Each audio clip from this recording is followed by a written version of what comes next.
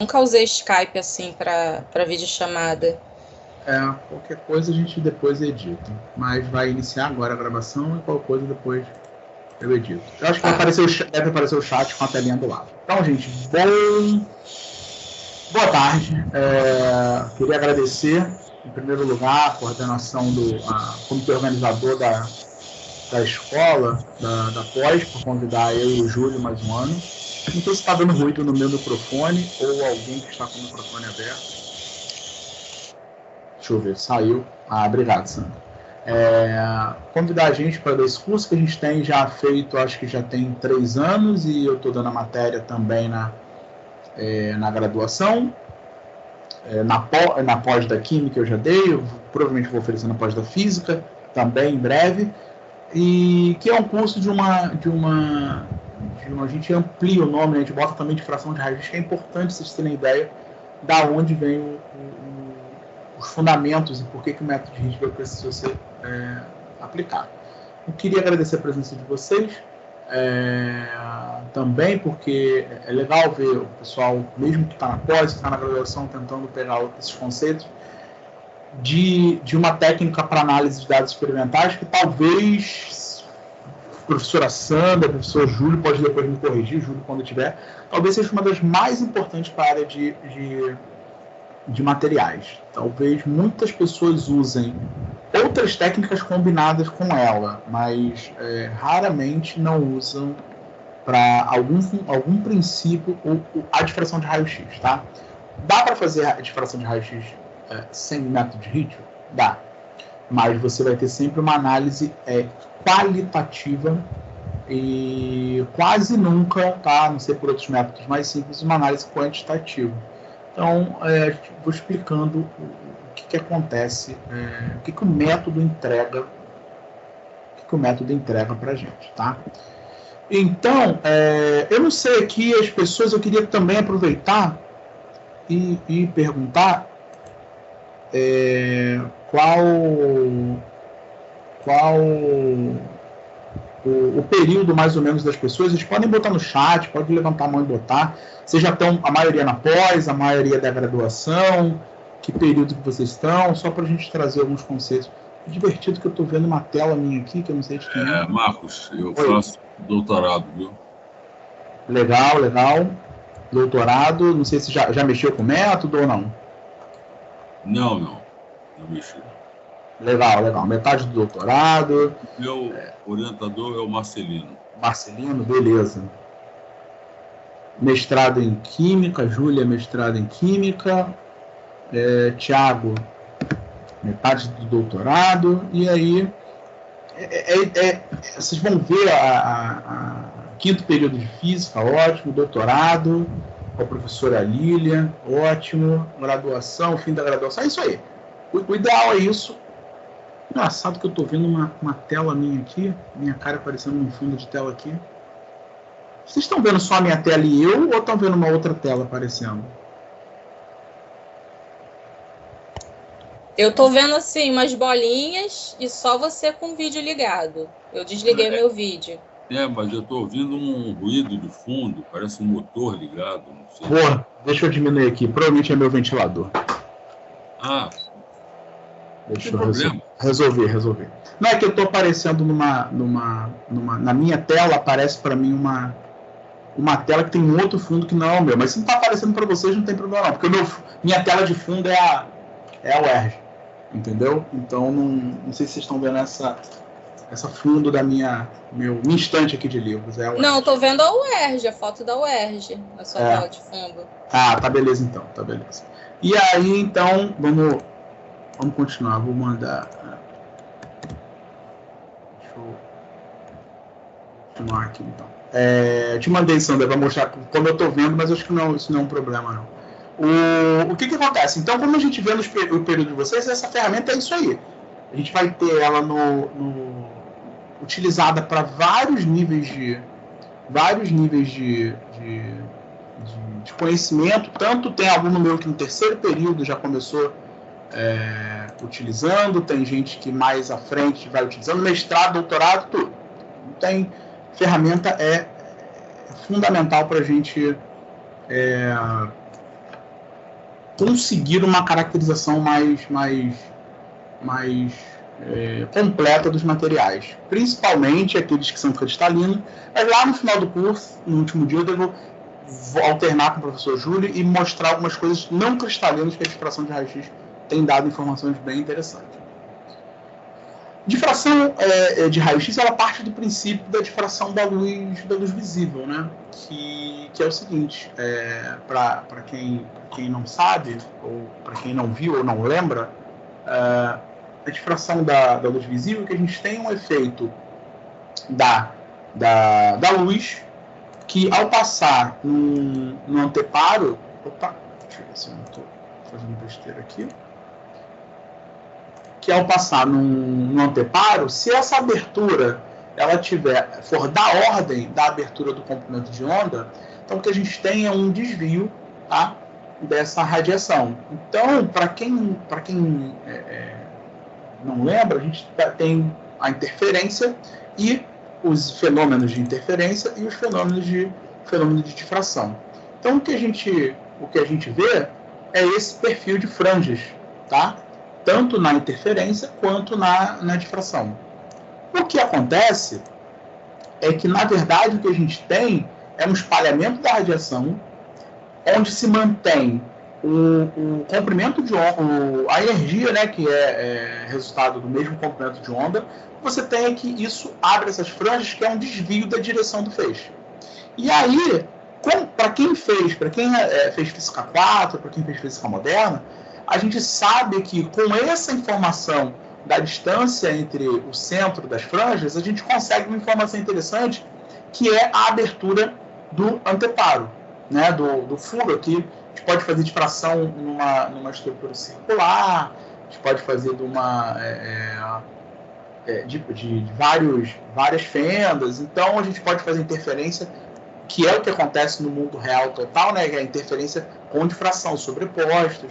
Então esse é um fenômeno que surgiu antes dos raios-x, tá? Então esse é um fenômeno, né, a interferência de Young, a gente já tem isso muito bem descrito para a luz visível, tá?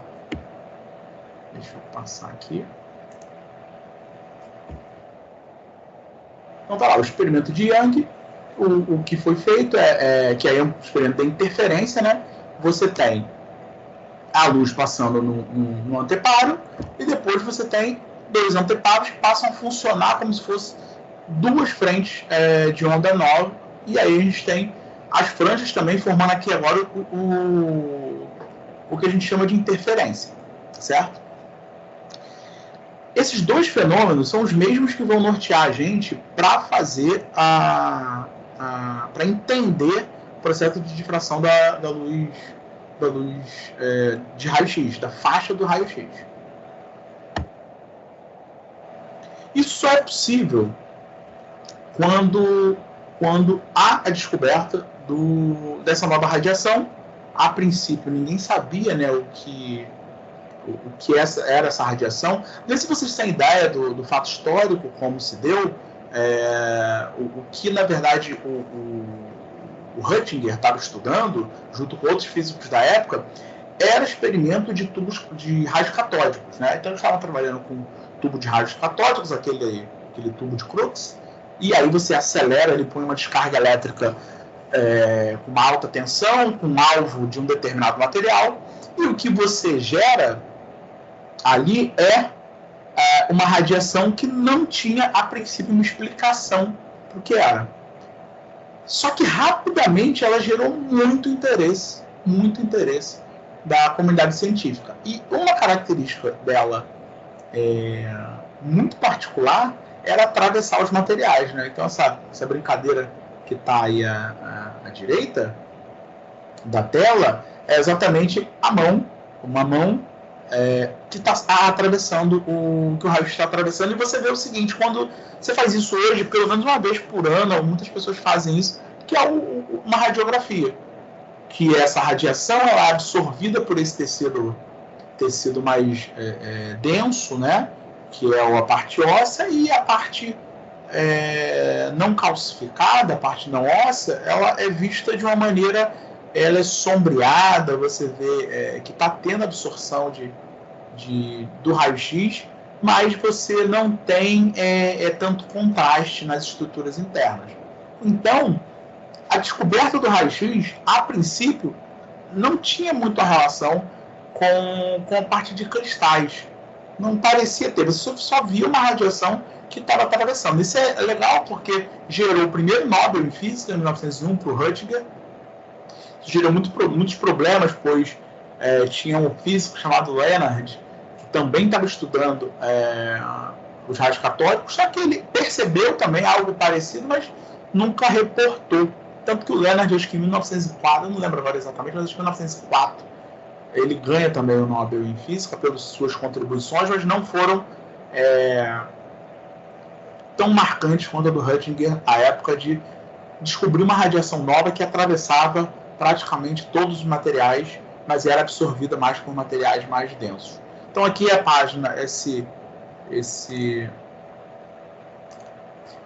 texto eu tiro da página do Nobel, tá? Então quem quiser entrar na página do Nobel, botar lá 1901, você vai ver exatamente esse texto, essa figurinha, com a foto do Röntgen, com o prêmio Nobel dele dizendo por que ele ganhou. Nos textos mais recentes tem mais explicações, mas do Röntgen não. Os mais antigos tem só uma descrição porque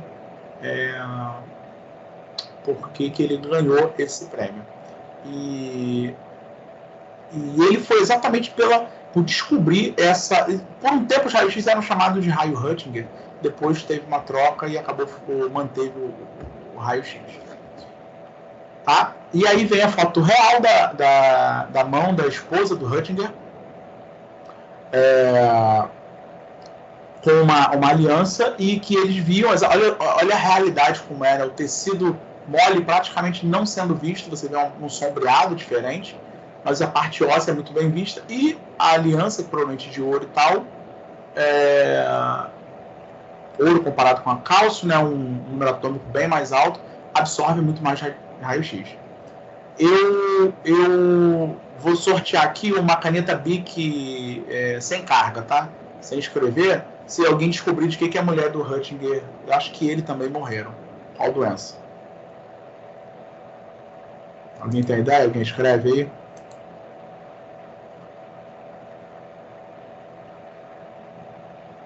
Câncer, tá? Porque a diversão da época era pagarem, para vocês terem ideia, alguns textos demonstram na época que o pessoal pagava para ver o pé dentro do sapato, radiografava o pé dentro do sapato, queria ver como ficava. É o mesmo pé, né? Mas o pessoal fazia muito raio-x, não sabia ainda os efeitos. Mas até o fato curioso é que a partir de já em 1900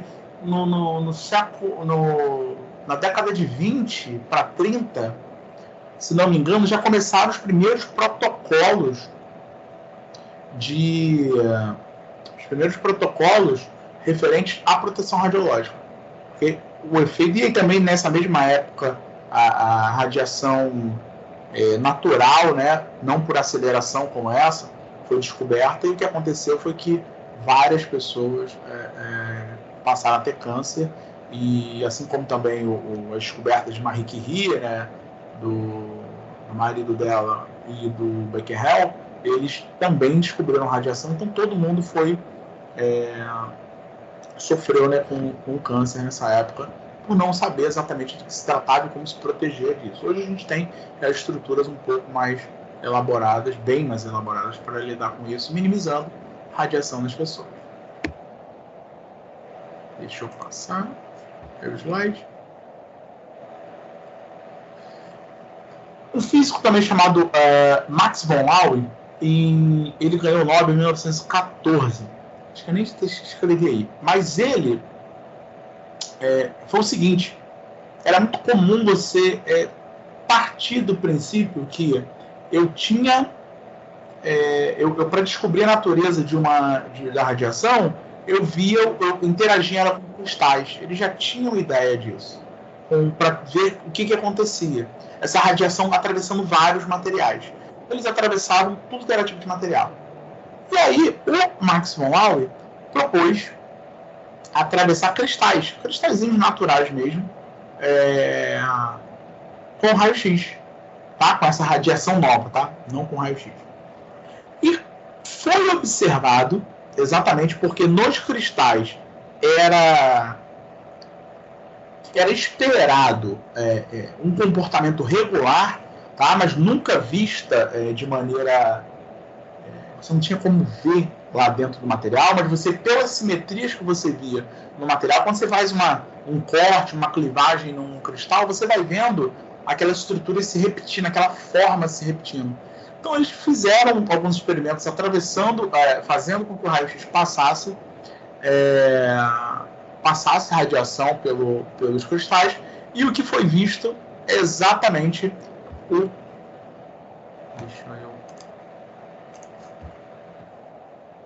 O que foi visto foi exatamente o efeito desses spots, tá? Não no ponto, porque teoricamente você passaria um feixe por um cristal, o que você deveria ver ali nada mais é do que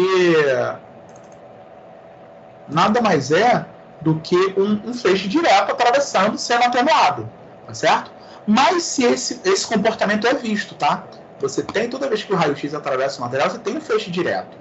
Mas o efeito de interferência, como interferência de fenda, ele forma uns spots na imagem, em pontos específicos. Tá? E então o experimento foi basicamente um tubo de raio-x com uma tela de chumbo, porque a tela de chumbo, para que só passasse, assim como a lâmpada, quando você liga, o feixe abre. A geração do raio-x no tubo também fazia como se fosse um cone.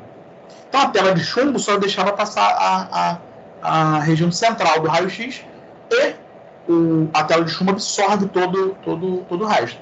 E passando esse feixe num cristal, você tinha radiação direta e esses spots indicando o seguinte: está aparecendo aquele experimento de fenda. Está aparecendo aquele experimento de fenda. Ou seja, se está aparecendo aquele experimento de fenda, está nos dizendo que provavelmente esse raio-x tem uma abertura parecida, como se fosse a abertura da fenda, né, que nesse caso aí é a distância entre as camadas de átomos, da ordem do comprimento de onda. Mas repara o seguinte: até esse momento não se tinha tanto conhecimento sobre a natureza em si dos cristais tão a fundo, da estrutura microscópica dos materiais. Microscópica, talvez eu esteja falando numa escala grande, nanoscópica, né, dos materiais, tanto quanto da radiação. Você essa parte da física moderna de 1900 é a parte que a gente tem Planck, esse início você tem Einstein, você tem de Broglie, todo mundo tentando descrever a natureza da radiação. E aí isso tudo foi se combinando e permitindo, tá? Por isso que eu boto aqui Young mais Röntgen Max von Laue. Na verdade, que eu estou fazendo uma brincadeira de que aquele conceito de interferência, junto com o raio-x, que proporcionou que o Max von Laue sugerisse, tá? A descoberta das radiações da difração de raio-x por cristais. Mas até então eu percebo que difrata.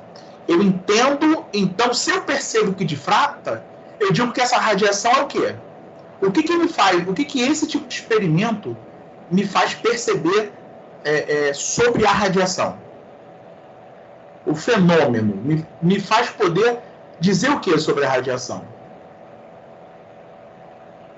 Se difrata. Que é uma onda. Perfeito. Perfeito. Que ele tem um comportamento ondulatório. Ele não elimina o comportamento corpuscular que ele possa ter, mas ele funciona como ele se comporta e tem um comportamento ondulatório. Perfeito.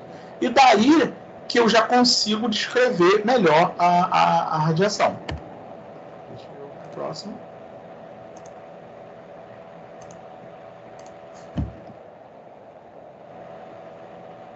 E aí essa piada desse slide, eu falo para o Júlio que funciona pouco, eu não sei se provavelmente, acho que não, acho que eu sou, não é da época de vocês.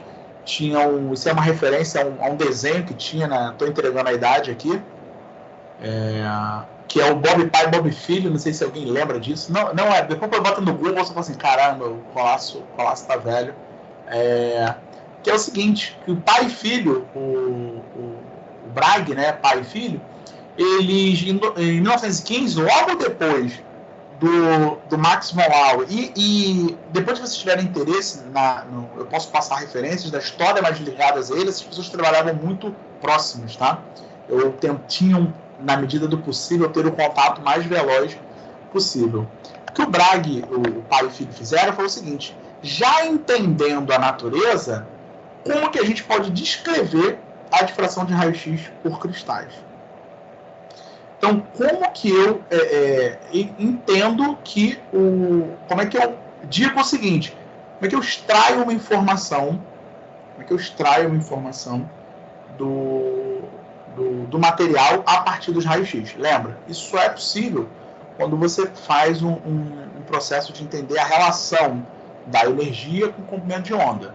E aí quando essas coisas vão ficando mais claras, para a parte toda ondulatória, propagação da luz, vetor de point, isso a gente não vai entrar em detalhe, de novo, eu posso passar no final referências mais específicas, tanto do método quanto do fundamento, mas sugerir livros, mas o que eles fizeram foi o seguinte, a gente precisa quantificar isso. Qual a informação que eu extraio do cristal numérica quando eu estou fazendo um experimento de difração de raio-x? A princípio, estou falando isso, eles ganharam o prêmio em 1915, foi em 1912, se não estou enganado, 13 que eles fizeram esse trabalho. O Laue de 14, ganhou o prêmio Nobel de 14, trabalho de 2011, mais ou menos, que ele descobriu, né? Então, os Braggs ganharam o prêmio Nobel, Bragg pai, Bragg filho, exatamente, eu botei 2013 aqui errado, tá, gente? É 1913, tá, que eles fizeram isso. Perdão, me desculpa. Eu vou corrigir. Pelos serviços na análise da estrutura de cristal por meio dos raios-x. Vocês reparam que teve um avanço muito rápido da descoberta dos raios-x desde 1895 aproximadamente, tá? 1895, quando você já tinha 15, tá? Você já tinha o pessoal usando essa radiação já para fazer descrição de materiais, já tirando a teoria que eu precisava para isso. A questão é, dessa descoberta até, dão 20 anos, né? O Nobel foi em 1901, mas a descoberta foi em 1895, andou muito rápido, porque as coisas foram descobertas muito junto. Então você tem aí o Nobel do Planck, você vai ter aí os trabalhos do Einstein, ao mesmo tempo, de Broglie fazendo tudo ao mesmo tempo ali, e as coisas avançando, tá? Então, foi uma velocidade muito alta. A Lady Bragg, deixa eu disparar aqui a apresentação. Cadê a apresentação? A Lady Bragg é o seguinte. Eu estou olhando um material. Então, o material ele é formado por camadas de átomos, tá certo? E aí, vai ter um raio-x que vai vir na superfície, e aí eu posso ter camadas acima e camadas abaixo, estou pegando particularmente 2 camadas. Então, ele vai penetrar um pouco mais, vai penetrar um pouco menos no material, só que a difração de raio-x, ela se baseia no espalhamento coerente da luz. Ou seja, eu vou ter o raio-x sendo espalhado com a mesma energia, tá certo? Com a mesma energia que o incidente. Então eu preciso, reparem que eles tinham que fazer um controle disso à época, que a gente, quando a gente para e pensa, não é um controle trivial de se pensar, né? Eles analisaram muito isso para ver o comprimento de onda, se isso era um padrão e tudo mais. Então, o que acontece? Quando a diferença entre as camadas ela é proporcional ao comprimento de onda, o que acontece é que o caminho percorrido por esse feixe aqui, isso que é uma maneira bem grosseira de apresentar, mas o caminho percorrido por esse Ele é maior, mas ele é um múltiplo inteiro do comprimento de onda, da ondinha. A ondinha está chegando aqui no material junto, porque a fonte é a mesma. Opa, chegou no material. Essa aqui foi espalhada. Então, esse aqui percorreu um pouco mais e foi espalhada. Se ela sai do material, se na direção que ela sai do material, e eu ponho ali um detetor, ela sai na mesma fase, ela sai em fase, tá? Então, o que acontece? Que quando chegar, e aqui eu estou pegando dois raios, tá? Teoricamente, dois raios paralelos, o que acontece é que quando ela chega aqui, eu tenho um sinal, portanto, vamos lá, os dois efeitos agora sendo descritos. Aqui eu tenho o material difratando o raio-x. Então, isso aqui difratou o raio-x. E quando eu chego lá, esse desvio, o desvio é a difração de raio-x. E quando chega lá, o que você tem? A interferência da luz. Então, o que você tem, na verdade, são os dois fenômenos combinados. Então, se chegam em fase, o que eu tenho é a soma das amplitudes. Então, as amplitudes vão se somando, tá? Para quem viu, princípio de superposição de ondas, né? Você vai sendo somadas as ondas. Ou, nesse caso aqui, que eles estão completamente fora de fase, ou seja, esse ângulo de entrada, dependendo desse ângulo de entrada, isso é importante, tá? Esse ângulo, porque esse ângulo não é fixo. A gente faz uma varredura no ângulo.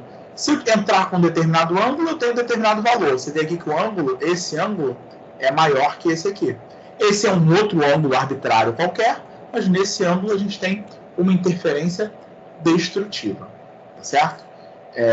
Totalmente destrutiva. Então, é o equivalente a dizer, em algum ponto eu vou ter essa intensidade sendo somada, e em algum ponto eu não vou ter essa intensidade.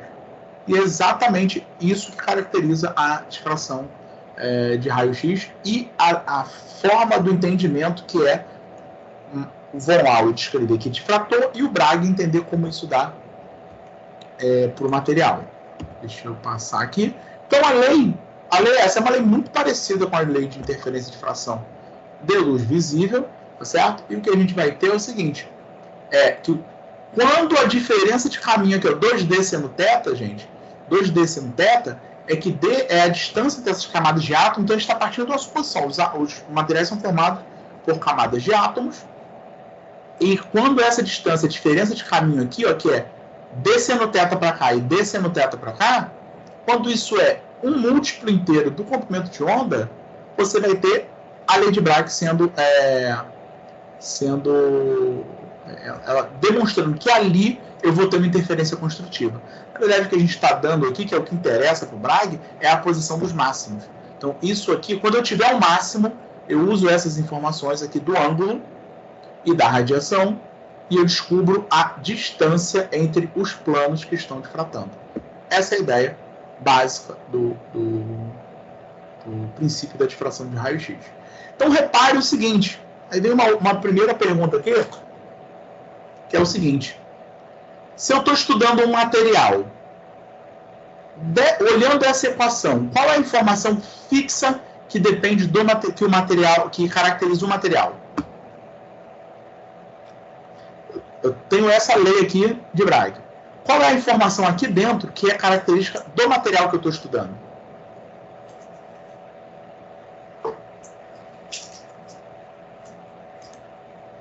Me digam aí. Pode pôr aí no chat. Ou falar.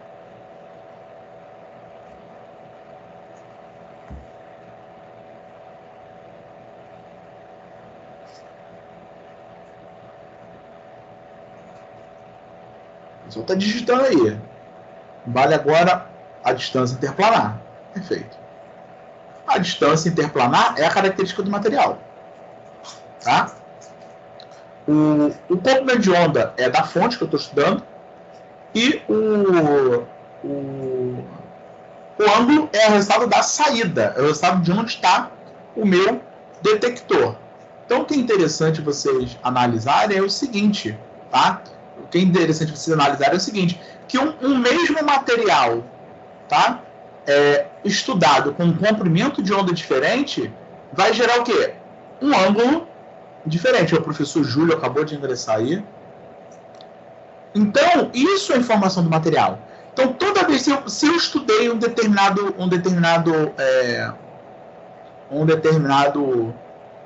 material, eu estudei lá sal de cozinha, mas eu estudei com comprimento de onda de uma fonte de cobre, o professor Júlio, que é um cara muito chique, que só mede lá na França, ele mediu com nêutron, que tem outro comprimento de onda associado.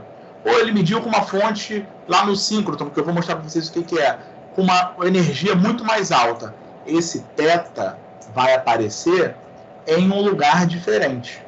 A questão não é um pico que descreve o material, como vocês vão ver, mas é o conjunto deles. Então, a informação que a gente tira, quando eu altero lambda, eu altero o θ, ele é alterado, né, no experimento exatamente para que o que permaneça constante é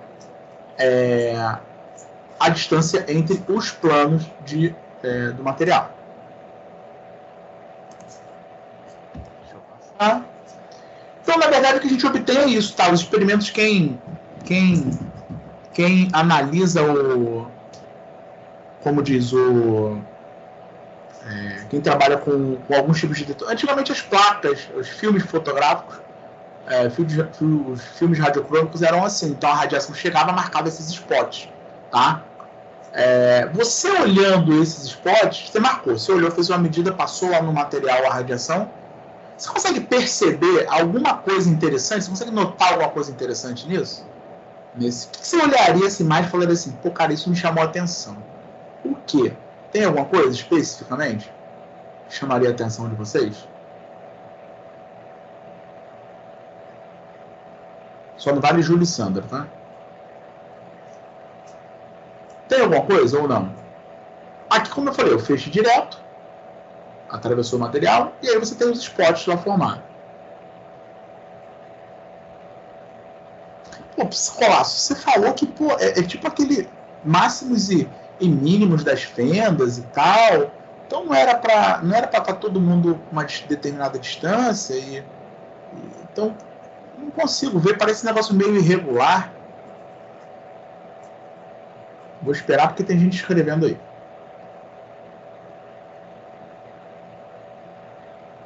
Quando você dá uma analisada, fala assim, abre o microfone, gente, se quiser falar. O que tem de interessante aí? O que te chama um pouco a atenção?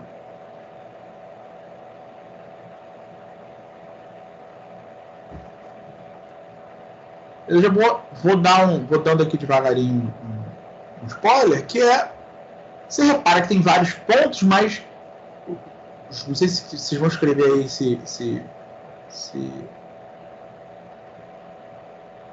a forma dos pontos formando círculos. Sim. Não, já entrou para bagunçar a aula o professor Júlio, mas não parece, é um quadro preto, né? Não um buraco. Mas um quadro, né? E aí a jogada é o seguinte.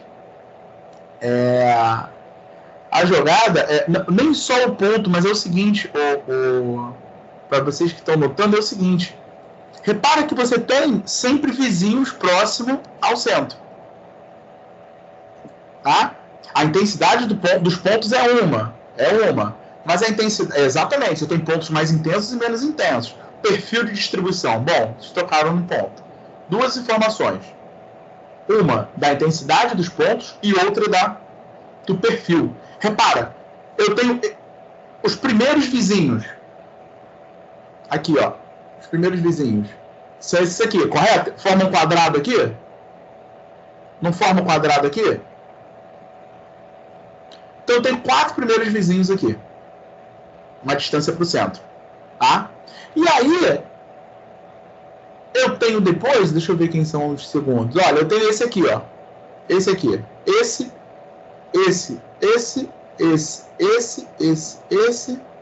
Vocês estão vendo meu... Deixa eu ver se vocês estão vendo meu... Tá vendo meu pointer, né? Deixa eu botar a caneta, ó. Os primeiros vizinhos. Esse. E aí, eu tenho... Esse.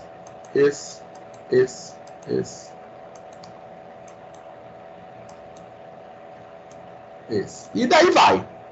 Cada um formando uma determinada figura com uma distância para o centro. primeira informação.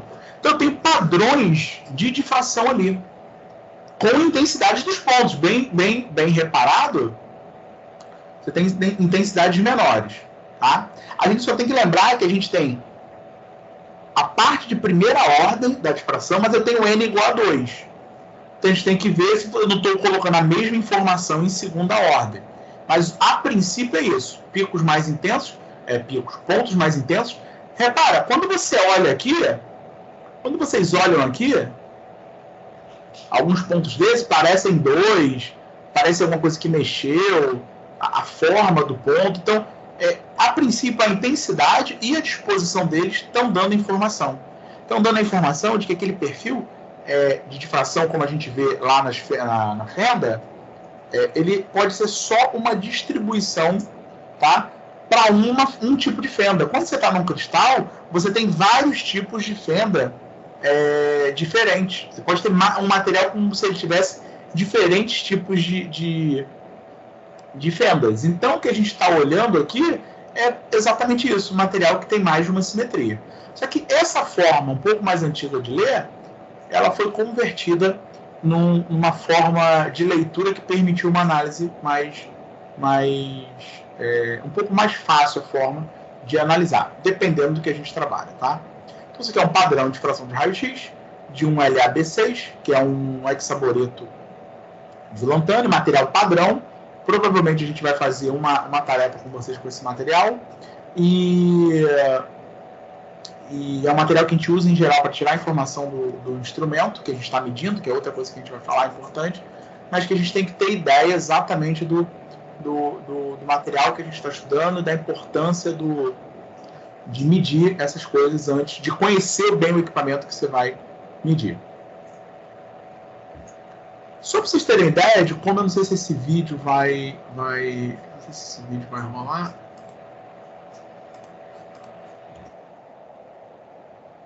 Vai rolar meu videozinho?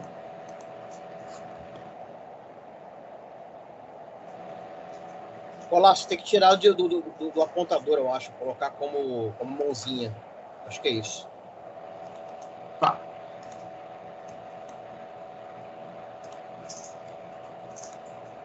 Muito obrigado, jovem. Muito obrigado. O melhor assistente que eu tenho.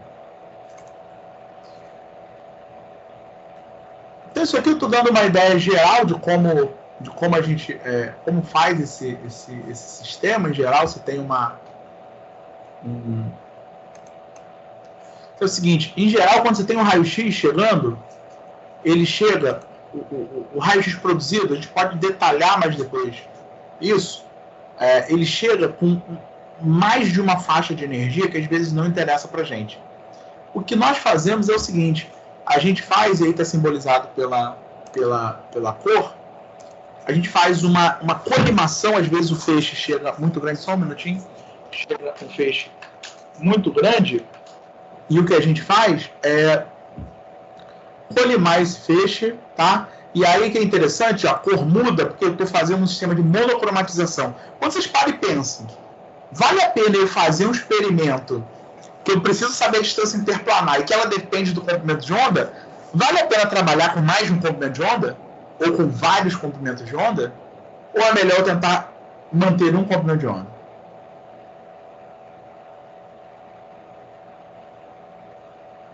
Manter um. Porque senão o que a gente vai estar fazendo, eu não sei se o pessoal já fez difração de luz branca no laboratório de Física 4, ou eu não sei se tem difração de luz branca no laboratório de ótica, aí a professora Sandra que vai poder me falar melhor, porque eu sinceramente não lembro.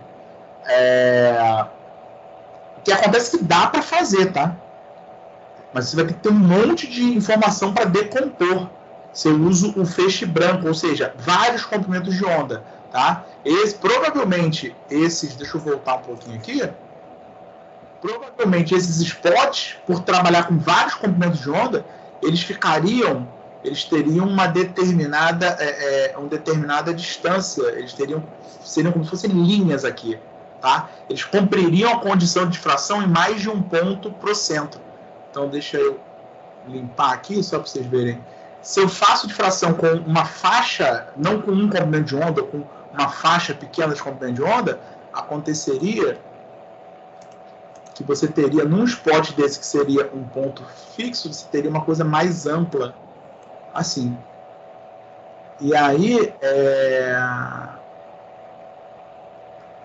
você teria que aprender a decompor, a tirar essa informação. Então a tendência é a gente trabalhar na condição mais simples possível, certo? Então vamos voltar lá, deixa eu sair da minha caneta de novo agora, que o Júlio me ensinou. Vou botar meu vídeo para rolar. E agora o vídeo não quer rolar.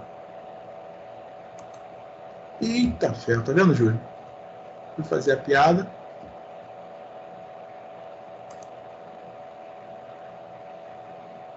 Foi. Então, esse aqui é um sistema de cristais que monocromatiza. Então, ele, pum, sai um feixe de uma cor só, colimo, foco na amostra, tá? E aí, ó, quando ele chega no cristal, o que acontece é isso. Ele difrata. Ele precisa de sistemas que façam isso, sejam convencionais, sejam sistemas mais elaborados. Então, eu vou dar um exemplo de um sistema rápido, que é a linha XRD1 do síncrotron no Brasil, em que, infelizmente, acho que ninguém mais vai conseguir usar XRD1, né, o Júlio? A linha XRD1 não existe mais. O Júlio trabalhou lá, o Júlio que é um cara mais experiente, ajudou lá. Na verdade, eu medi bastante nessa linha. Desde 2009, lá no início do mestrado, eu uso essa linha. Não era tão bonita assim. O que houve com a linha? Uai, a gente tem o síncrotron novo. Pô, vai ser que a gente combinou, né? O LNLS, mas a gente combinou, né? O LNLS não existe, ele existe, mas não existe mais a UVX. Agora a gente vai ter o Sirius, que é o novo síncrotron, em que vai ser uma linha, esse detetor vai continuar lá, essa parte vai continuar lá, o robozinho também que troca a amostra, mas a gente não vai ter mais esse síncrotron, esse prédio aqui, acho que vai virar um museu, vai ser legal que vai dar para visitar ainda. O que acontece aqui é que a gente bota, você tem a saída de raio-x, porta-amostra, um detetor gigante. Isso é a condição ideal também, tá, gente? É o sonho de todo mundo que mede raio-x, é medir tão rápido assim. E aí você tem aqui, ó, por exemplo, num síncrotron, uma amostra colocada, a amostra, o pozinho, está colocado dentro de um capilar, tá? Está colocado dentro de um capilar. Que é um vidrinho, né? É um vidrinho com furo, você bota o pozinho ali, e aí o raio-x vem, atravessa esse material aqui, esse aqui fica girando. Meu cachorro está tocando terror aqui. Se qualquer barulho estranho ele. Então, o que acontece? Quando eu faço uma medida assim, esses picos estão exatamente relacionados com aqueles pontos. Aqueles pontos localizados que a gente viu. É interessante que aquilo ali está te dando uma informação do material cristalino mesmo. Um monocristalino. Um cristal, ou seja, um material que seja perfeitamente a representação da menor estrutura que se repete. Então, num cristal a gente tem isso, uma estrutura mínima, só que ela vai se repetindo, formando o que a gente chama de monocristal. No mundo real é bem difícil produzir monocristais, tem que ser condições muito específicas. A gente opta por trabalhar com policristais. O que é o policristal? Na verdade, são vários cristais, mas pequenininhos, mas que carregam informação estrutural ainda. Então, ao invés de formar aqueles spots, tá? Eles formam linhas em torno, ligando todos aqueles pontos, porque você mediu isso com um pó, em que a orientação dos cristais ali estão das mais variadas possíveis, mas ele oferece todas as informações praticamente como monocristal. Algumas têm que ser trabalhadas com mais calma, mas cada linha, é como se, eu vou voltar lá naquele, eu consigo voltar assim, ó. Repara que eu posso fazer aqui, eu posso girar essa imagem.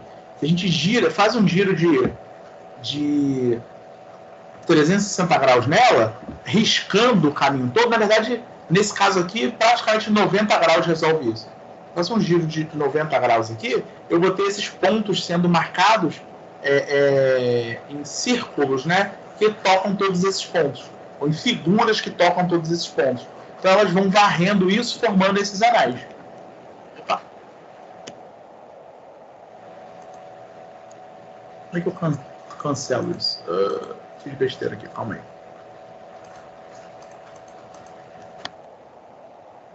Se sair apresentar. Desculpa, deixa eu abrir aqui de novo.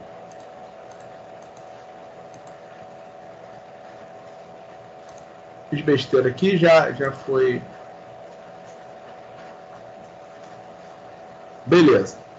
Então, o que a gente tem aqui.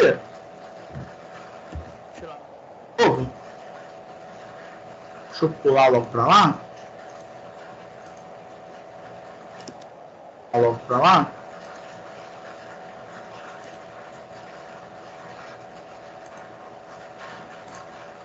O que a gente tem são essas linhas e elas dão informação dos picos que a gente precisa, tá certo? E aí a gente vai ter que aprender a analisar exatamente esse tipo de dado. E aí a forma do pico, que aí o professor Júlio, quando tiver também, eu e o professor Júlio estivermos mexendo no programa, também vamos mostrar para vocês algumas informações do seguinte, que a forma do pico, como o pico é estreito, ele dá informações de como o cristal está distribuído. Então, se é um cristal mais regular, bem definidinho, os picos vão ser estreitos, intensos. Se eu já tenho lá o sistema de policristais, eu vou ter materiais que o material tem a estrutura mínima, ela se forma, mas ela quebra à medida que ela se forma.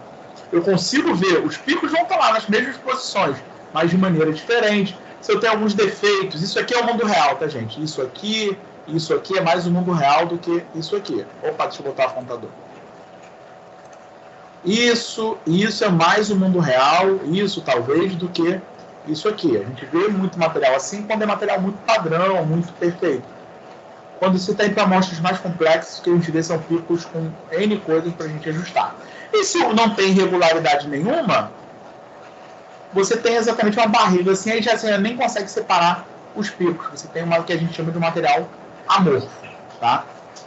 Material amorfo nada mais é do que ele pode ter uma composição química parecida idêntica a um outro material, e aí eu posso ter, eu dou um exemplo claro aqui por exemplo, o óxido de silício, né? Cristalino, ele é o quartzo, tá? E quando ele é amorfo, dependendo do processo de síntese dele, ele é o vidro da nossa janela, é o vidro comum.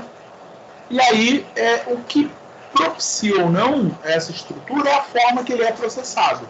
Então, na verdade, você pode ter mesmo a composição química com um arranjo cristalino diferente. E aí é interessante a gente notar o seguinte, que a difração de raio-x, a princípio, ela não vai me dizer que nesse material tem silício e oxigênio, tá? O que ela vai me dizer é como é o arranjo estrutural desse material. Então, muitas vezes, essa informação oxigênio e silício tem que ser um conhecimento prévio ou feita por uma outra técnica, tá? Eu posso fazer uma análise química, eu posso fazer uma análise de fluorescência de raio-x, apesar de não pegar bem oxigênio, mas pode pegar silício, me indicar silício ali, e aí eu posso dizer, eu tenho um cristal desse modo, e esse cristal é um óxido de silício. E aí outros materiais, essas coisas podem ser feitas com análises combinadas e nos ajudar a descrever o material. O que a gente vai tentar, e eu vou tentar fazer eu vou fazer um paralelo aqui, o que a gente vai fazer de modo prático? É tentar caracterizar o modo da maneira existente. Deixa eu ver quantos slides aqui. De modo mais de um modo consistente, a menor estrutura que se repete para formar um cristal. E a gente vai olhar isso. Menor estrutura que eu tenho para formar um cristal. Então, isso está entendido.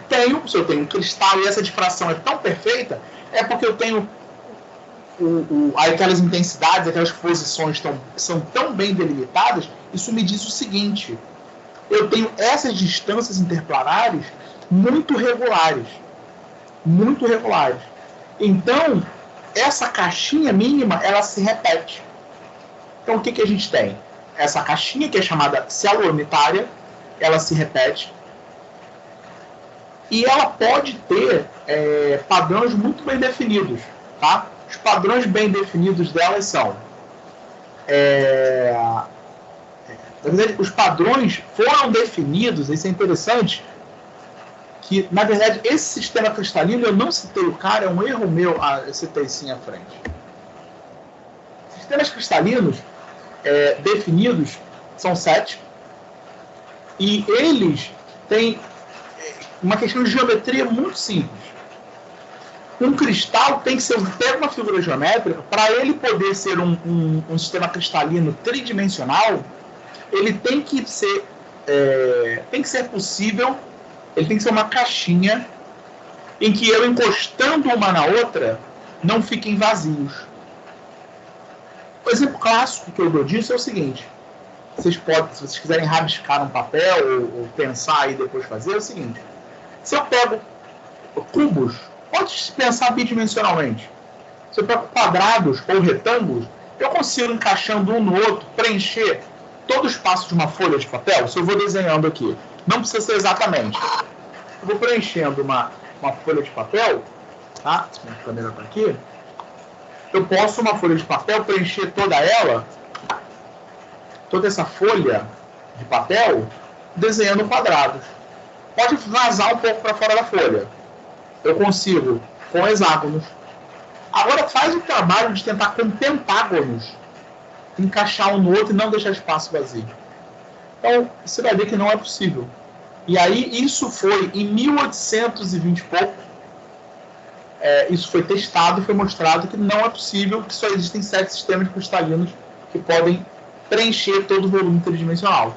E essas redes são chamadas, são apresentados parâmetros. Aqui, por exemplo, cubo. O que é um cubo? A igual a B igual a C. Os ângulos internos entre os eixos, A, B e C, alfa, beta e gama, 90 graus. Um sistema tetragonal, com os ângulos. Um sistema ortorrômbico, A diferente de B diferente de C, mas com ângulos retos. A diferente de B diferente de C, com um alfa 90, beta diferente de 90, gama 90. Então, sistemas mais genéricos possíveis. A diferente de B diferente de C, tudo diferente de 90. Mas olha só, se não for muito específico esse A, B e C, com esses ângulos, ele não encaixa. Então, mesmo podendo parecer tudo livre, A diferente de B diferente de C. Olha, tem a liberdade que os eixos não tem nenhuma trava. Nem os ângulos serem igual a 90? Não. A única regra é, encaixando um no outro, tem que ser possível preencher todo o espaço. E o sistema hexagonal, que é uma base hexagonal, com um volume, né, partindo de uma base hexagonal, e o sistema trigonal. Essas redes são chamadas redes de Bravais, que foi um matemático que, acho que em 1824, em torno dessa época, ele verificou teoricamente que formas geométricas para descrever materiais em formas de cristais, olha que interessante, deveriam ser só esses sistemas cristalinos, tá? Então, essas são as condições para que seja uma rede de Bravais. Ele é a menor subdivisão da rede. Eles têm que ter esses planos que contêm pontos situados em faces opostas. Eles são paralelos, mas não se prendem nessa definição, não. E eles têm que ligar pontos equivalentes, ou seja, tem que estar todo mundo encaixadinho. Não pode ter vazio no meio do material. Tá? E aí, dentro desse critério das redes, tá? Você tem 7 sistemas cristalinos com 14 redes. Porque algumas redes eu consigo fazer a rede primitiva, eu consigo fazer uma de corpo centrado, ou seja, além das arestas eu tenho corpo centrado e tenho face centrada. Tetragonal. Também aí eu consigo fazer uma primitiva, uma de corpo centrado, ortorrômbica, primitiva, corpo centrado, faces centradas, ou posso ter base centrada. Tá? Eu tenho também sistemas de base centrada, é mais um. Hexagonal eu tenho sistemas mais simples, monoclínicos também monoclínico com base centrada. Aqui ele dá a descrição, né? Corpo centrado, face centrada, um lado centrado, ou a gente chama de base centrada, e o triclínico. Então ele fez 14 redes em que a gente usa para a descrição do material.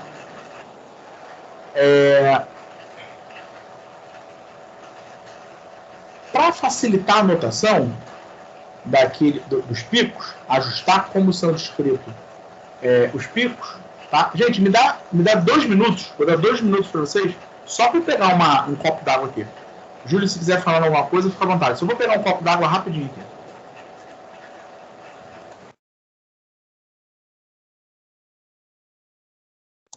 Aproveitando aqui, eu vou perguntar para o Júlio. O Júlio, eu vou ter que sair daqui a pouco aqui da sala. Se eu clicar em encerrar a chamada, fecha para todo mundo ou só eu que saio? Porque eu nunca usei o Skype assim. Eu acho que você deve deixar aberto.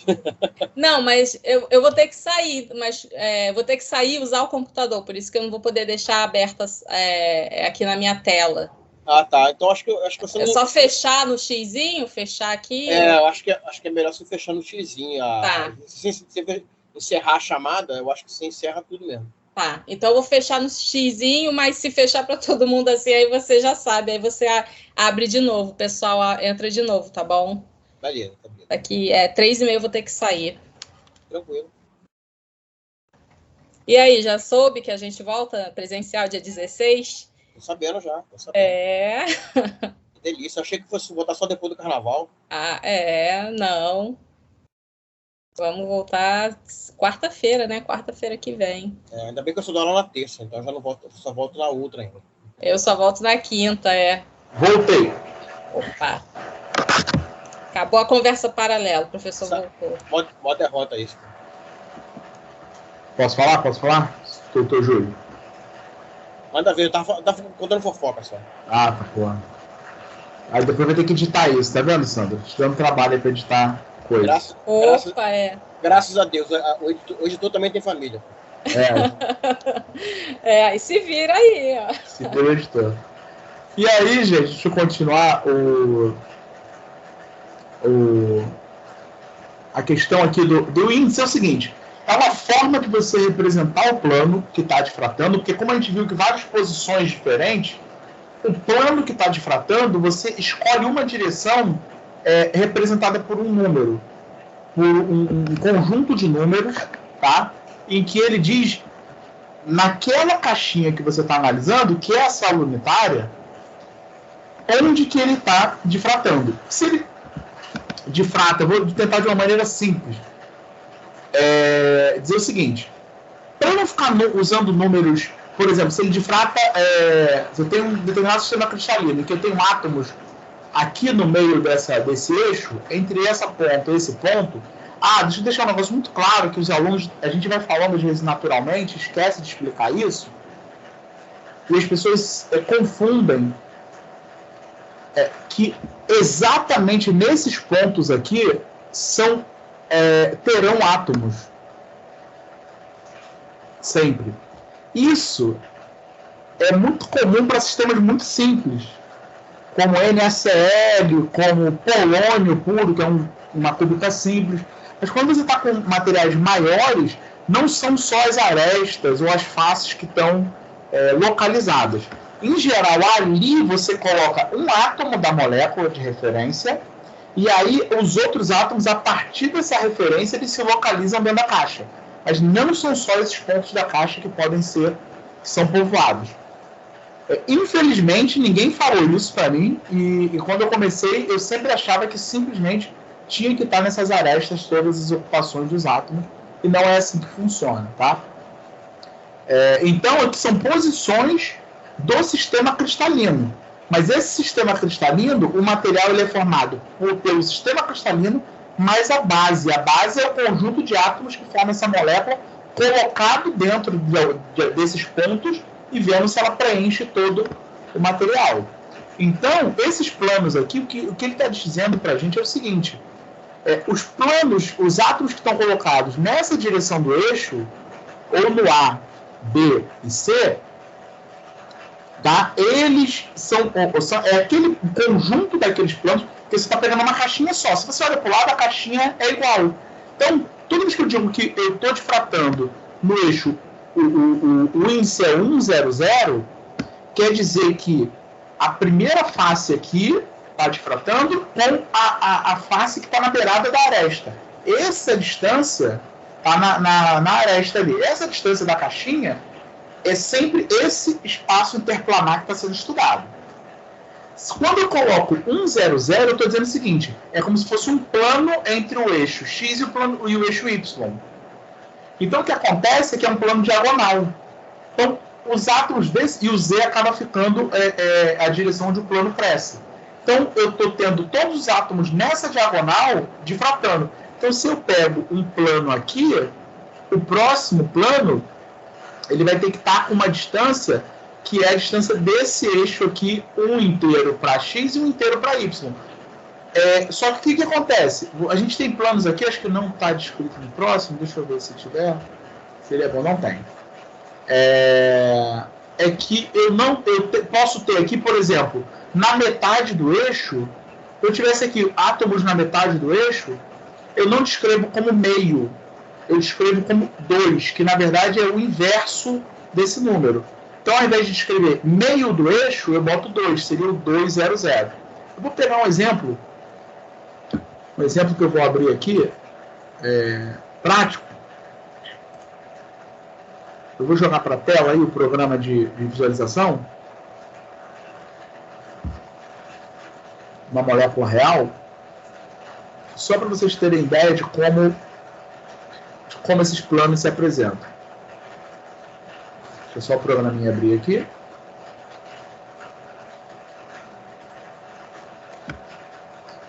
Para vocês terem ideia de como esses planos se apresentam. Vai programar. Enquanto você não abre o programa aí, Colasso, deixa eu fazer um comentário, que aproveitando um gancho que você tinha comentado aí, mas minimize essa tela rapidinho aí. Essa? Então, como o Colasso falou agora há pouco, a gente pode ter cúbica de corpo centrado, cúbica de face centrada. Então, por exemplo, nesse primeiro cubo, se nosso sistema é de face centrada, o que acontece é que no meio da face vai ter um átomo. E esse átomo vai pertencer a esse plano. Se fosse de corpo centrado, ele estaria no centro do cubo. Então ele estaria nesse outro plano 1,0, 1,0 que está no segundo cubo. Agora, como o Colasso falou, às vezes os átomos podem estar em posições diferentes dessas mostradas na figura, né? E às vezes não estão nem no plano e nem no centro do sistema em si. Mas podem estar numa posição que eles vão acabar pertencendo a algum plano. Então, por exemplo, nesse terceiro cubo, né, esse 1,1, pode ser que em algum sistema tenha algum átomo que esteja numa posição diferente das arestas, diferente da face ou do centro, mas ainda pertença àquele plano ali, né, que está identificado com esse triângulo deitado, aí, vamos dizer assim. Seria, de repente, uma posição que não fosse, como eu falei, diferente, né, por exemplo, que tem posição, por exemplo, que fique, que não fique nas arestas em si, né? Agora eu me perdi um pouco no final, mas se esse Colasso tem o que eu estou querendo dizer. Eu vou mostrar aqui, eu acho que um exemplo vai ajudar a combinar isso. Pode ser, vai lá. Manda. Vocês estão vendo a molécula aqui agora? Sim. Tá aparecendo a molécula, beleza. Então, aqui é uma molécula qualquer, é tão arbitrária que eu estou pegando o exemplo do Mercury. O exemplo do Mercury é essa molécula. E aí é o seguinte, aqui parece só uma molécula, mas ela... Vocês estão me ouvindo?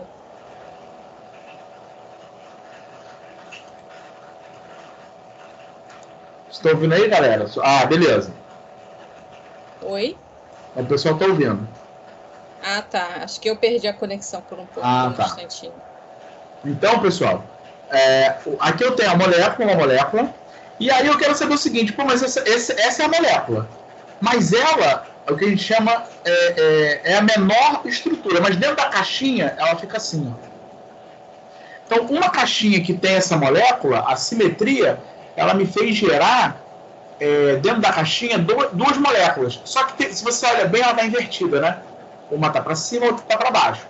E aí, isso aqui, ó, ela tem lá o perfil de difração dela. Ó. Aquele perfil que a gente está falando, ela tem os picos lá. Opa, quem é esse pico aqui? Ó? Interessante vocês verem.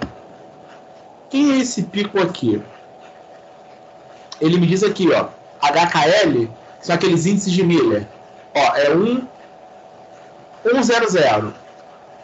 0, 1, 0. O mais intenso aqui.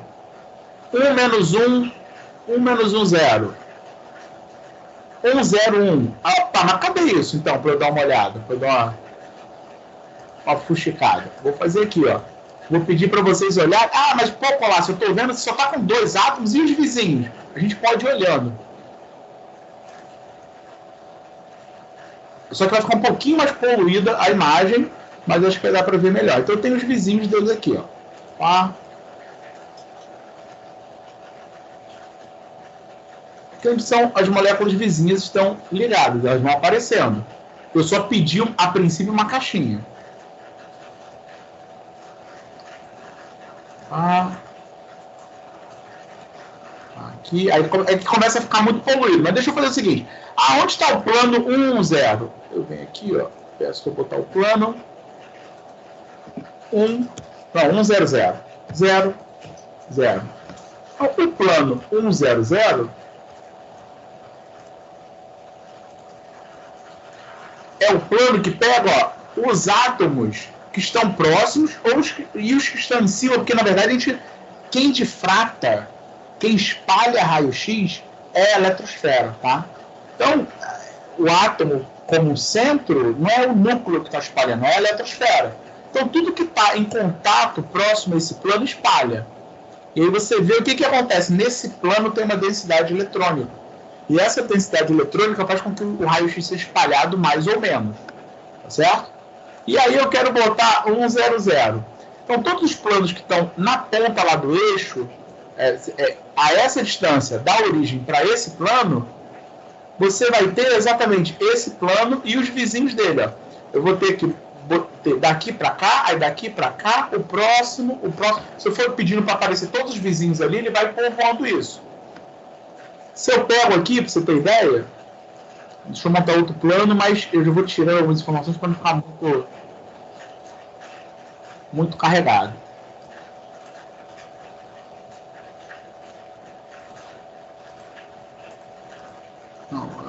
Calculate planes. Que software é esse, Colasso? Esse é o Mercury.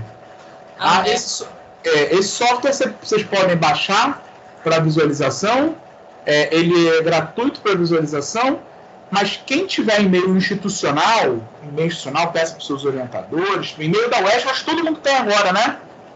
Pode entrar numa página, que eu acho que o professor Júlio vai falar dela, e cadastrar para baixar o programa completo, que é o que eu tenho, tá? Que é institucional. Basta ter um e-mail institucional, ele banca para você o programa completo. Mercury, tá aqui, gente, ó. Mercury. Você pode baixar o free, ou grátis, para você dar uma olhada, e você vai poder olhar essa informação toda aqui dentro. E aí, aqui é um plano diagonal, ó, como vocês estão vendo. Ó. Tem um plano diagonal, aí se eu encaixo uma caixinha aqui do lado, e uma aqui, opa, vai passar um no meio dessa aqui. Então, esses planos vão dando as distâncias interplanares. As distâncias interplanares que nós estamos estudando é entre esses planos.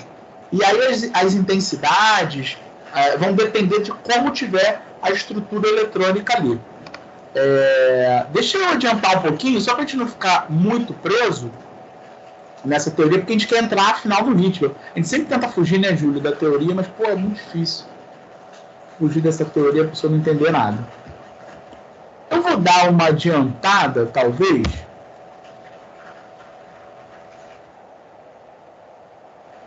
Eu vou falar rapidinho do NSL, só para vocês entenderem de onde vem a intensidade, que é um fator.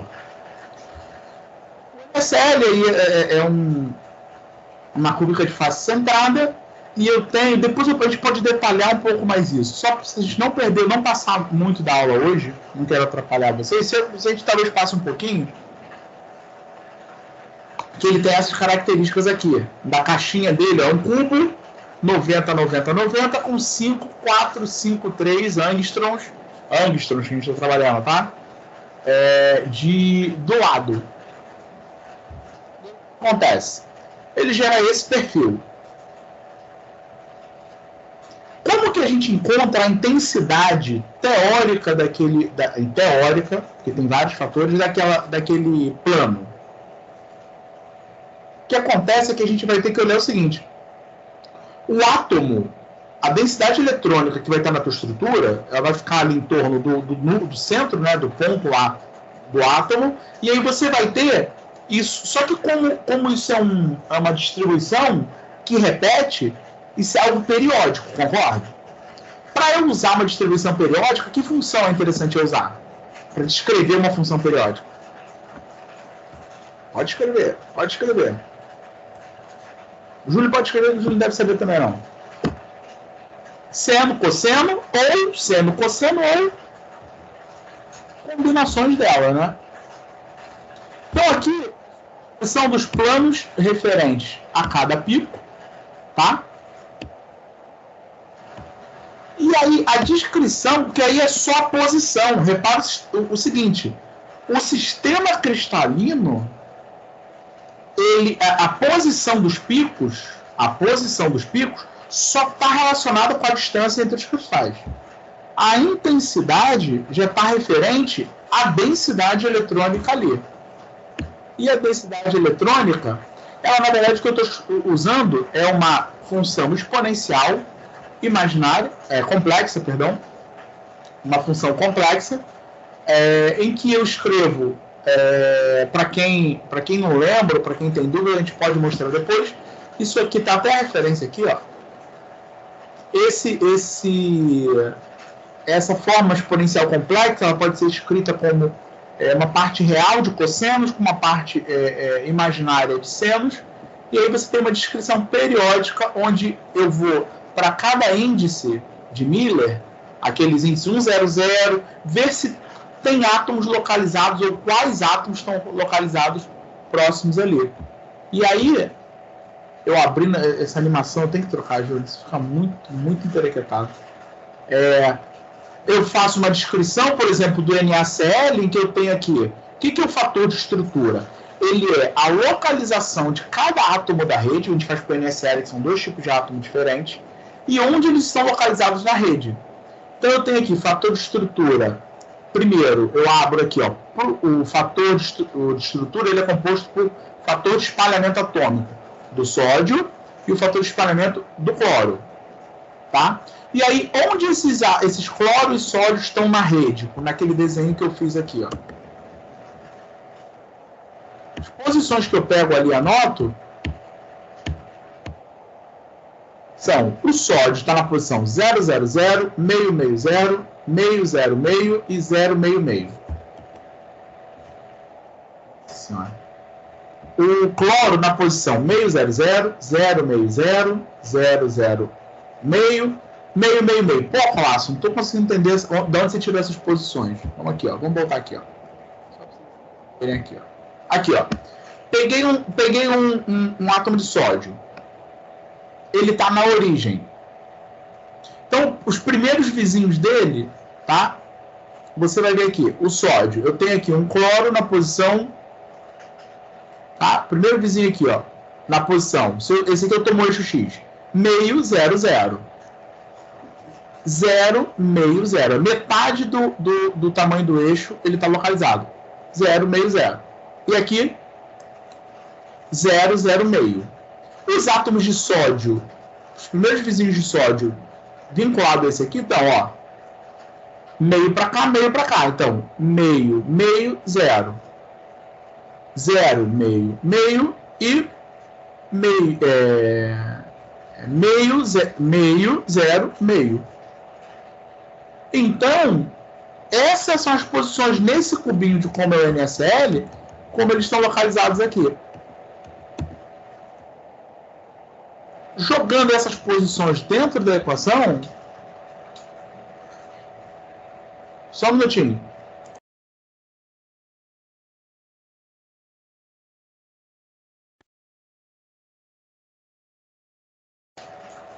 Colocando essas posições, você abre nessa equação aqui, ó, em que você deixa só em função, tudo só em função, você botou as posições que estão localizadas, só em função do índice de Miller. E aí, quando vocês vão poder degustar isso aqui com calma depois, só para vocês saberem que existe. Depois, o que acontece? Só resumindo, tá? É que eu só representei de maneira diferente que os átomos de sódio e de cloro estão... os índices que eles vão aparecer, 100, 010, 060, depende exatamente dessas posições aqui, ó, dessa anotação. E aí, o que acontece? Quando eu boto, depois vocês podem pegar esse slide e fazer essa conta aqui. Quando eu boto 100, eu boto 100 aqui, eu vou distribuir aqui, tá? Onde tem H, eu boto HKL. Onde eu tenho H, eu boto 1. Onde tem K, eu boto 0. Você vai fazer essa conta, você vai perceber que no somatório aqui vai dar 0. Então, o 100, ele acaba não tendo pico, porque você está tendo uma interferência destrutiva ali. Olha que doideira. O 110, a mesma coisa. Você vai acabar tendo interferência destrutiva do espalhamento naquele material. Então, você, caraca, eu não consigo analisar algumas posições. Não, algumas posições existe uma extinção dela mesmo, por geometria. Onde que eu consigo analisar o 1, eu tenho uma interferência, mas o que acontece? Eu tenho o sódio menos o cloro. Então, mesmo que eu tenha uma interferência, dessa maneira eu tenho um sinal ali formando. Já o 200 que eu tenho, ó, é totalmente construtiva. Então, eu tenho os átomos de sódio e os átomos de cloro, o espalhamento deles se somando. Então, eu tenho lá um pico bem intenso. 220. Caramba, o 220 tem a mesma intensidade, a mesma soma no fator de estrutura que o 200. Aí a primeira pergunta que você deveria me fazer, ué, mas por que não é igual a intensidade? Você vai olhar o 222, ó. Porque nem só de fator de estrutura é formado um difrotograma. Então essa é a jogada que a gente precisa analisar. Então o fator de estrutura, só para resumir, ele é uma conta que diz o seguinte: para aquele ângulo de Miller, e agora a gente está falando de 2 átomos, a gente trabalha com moléculas muito maiores, pode trabalhar com moléculas muito maiores.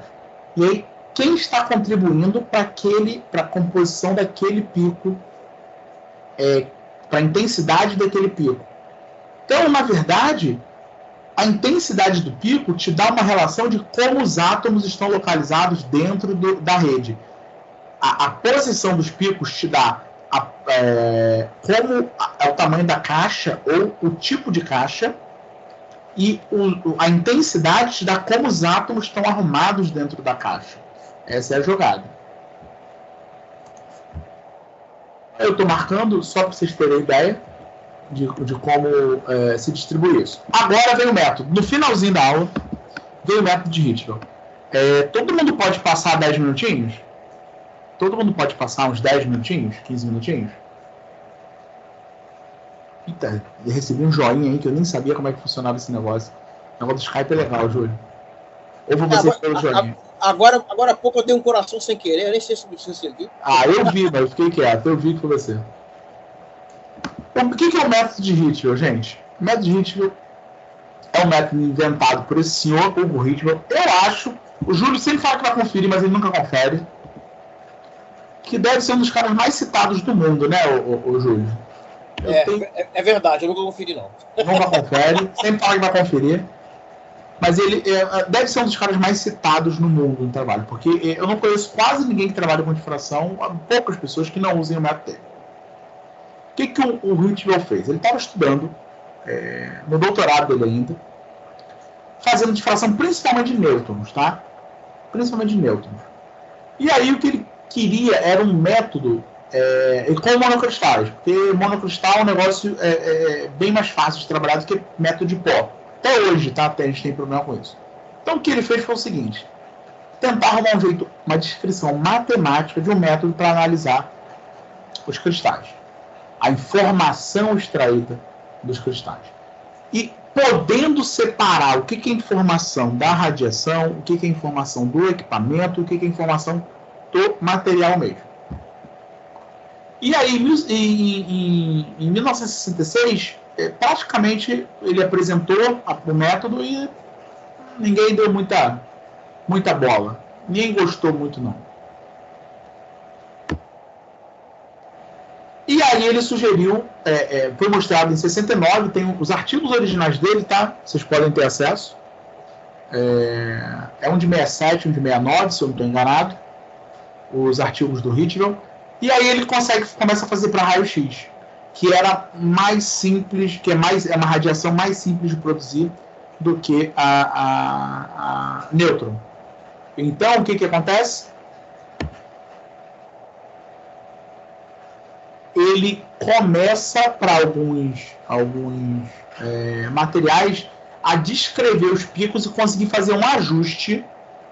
Toma cuidado, você não pode nunca errar. Sandra, obrigado. A gente manda o link amanhã e a gente, sem problema, entra de novo no mesmo link, não tem problema nenhum. O que acontece? Ele pegou os picos, olha lá. Os picos, gente, não aparecem como linhas, aparecem como pontos em torno de um centro. O método dele, o que ele conseguia fazer era ajustar esses picos. Reparem que não era uma coisa contínua, tá? Ele pegava os picos, ajustava, mas nem sempre ele conseguia fazer tudo junto ao mesmo tempo. Tá? E alguns não eram tão bem ajustados. Certo? Tinha muitos problemas na forma do pico e tudo mais, mas ele conseguia, em boa parte, analisar e tirar informações dos picos. E aí, esse é o artigo dele de 67, tá certo? O cara egoísta, né, Júlio? No doutorado escrevia sozinho, nem botou o nome do orientador. E aí o que ele fez é uma boa descrição matemática disso, que o método em 69 ele começa a ficar muito mais rebuscada a análise, né? Ele consegue ajustar essas intensidades, ajustar a forma do pico de uma maneira bem interessante. Isso é interessante, gente. Isso é um fato interessante. Ele rodava em 69, tá? Isso eu tirei do artigo original, num computador, tá? De 26 bits. Fita magnética. Cara, eu já não sei o que é isso. Vocês provavelmente vão ter que ver no museu. E... o que eu queria? 26 bits. 26 bits, sei lá o que tem 26 bits hoje. E ele fazia... Fita magnética, aquela fita cassete que você escutava quando era moleque, seu velho. Ele escrevia o código e ele tinha que botar a fita ali e os dados ali para rodar isso. Gente, é bizarro. Para mim é... para quem são muito novos, vocês não sabem, mas tem umas fitas cassete que a gente escutava para ouvir música quando a gente era moleque, e essas mesmas fitas também eram usadas para gravar informação também nesses computadores.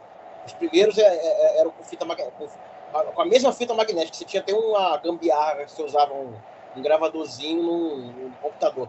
Aí, não sei se vocês já viram aquele barulho de modem antigo. Era o barulho que fazia quando você estava gravando. Nossa Senhora. Ô, Júlia, tua pergunta é legal. Nesse caso, qual documento de base ele usava para refinar uma nova estrutura? Uma estrutura nova? Não tinha base. Ele determinava a estrutura. Ele determinava as estruturas. Lembra que começou muito simples isso. NaCl, materiais puros. E o que eles faziam, em geral, era eles determinar o material. Então, eles sabiam que aquele padrão era do material. O que eles faziam era tipo, eu peguei um material e sintetizei. Agora eu vou estudar esse material sob a influência de um campo magnético. Aí ele estudava aquele material sob a influência de alguma coisa. Mas era o material dele em condições diferentes em geral. Porque eles estavam exatamente nesse mesmo tempo estudando as variações. Vale lembrar que foi próximo a essa época que eles determinaram também a estrutura do DNA.